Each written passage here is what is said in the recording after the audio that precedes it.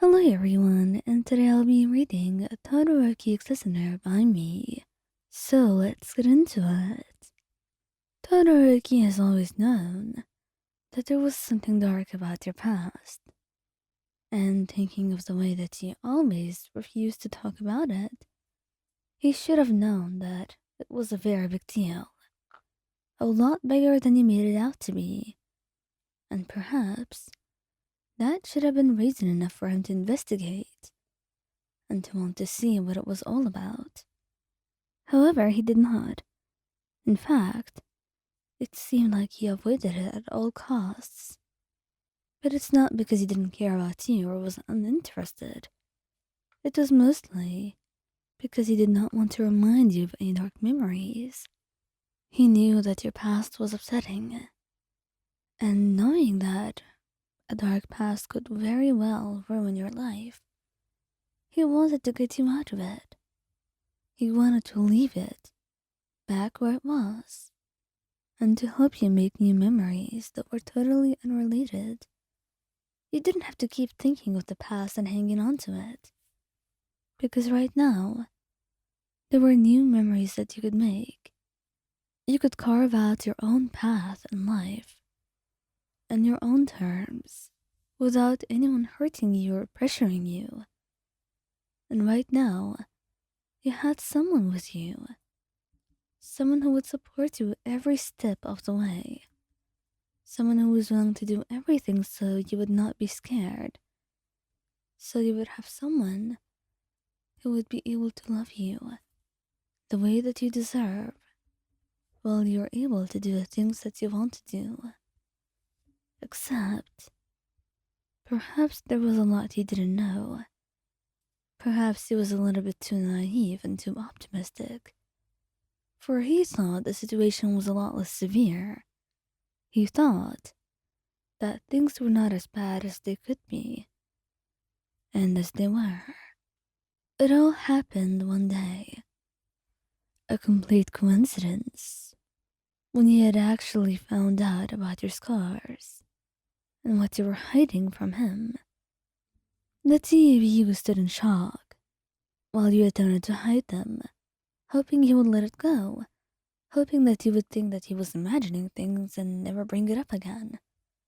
But Todoroki did not make things so easy, if only because he cared about you and loved you. So it was not easy to ignore your pain. That was the only reason for all of that. He could never ignore your struggles or what you went through. He could never ignore what you were going through right now. When you were hurting, when you needed him, when you needed someone like him to care for you. And he was not there at all.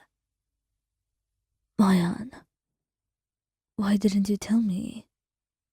He asked you, and you seemed rather hesitant and ashamed. You looked away, unable to look into his eyes. But he walked closer. He didn't want you to keep running away from him, to keep running away from the truth. That alone was painful to watch. The way you were so extremely non-confrontational about everything. As if you were always putting yourself last, if only not to see it at all. He held your hands in his own, squeezing them gently, while looking into your eyes. Please, Ryan, you're not letting me know what happened. I understand you may not trust me fully, and things may have been difficult for you. But you have to know that now, that no one's going to hurt you. I'm not going to hurt you, Ryan. I would never allow anyone to do that. So, there's no reason for you to be afraid. You're safe now. I'm right here with you. And I will always be there. So I just hope that you stop being scared. You're brave and strong. And I'm sure there's something you can do about this. Please, Ryan. I just need one thing from you. One thing.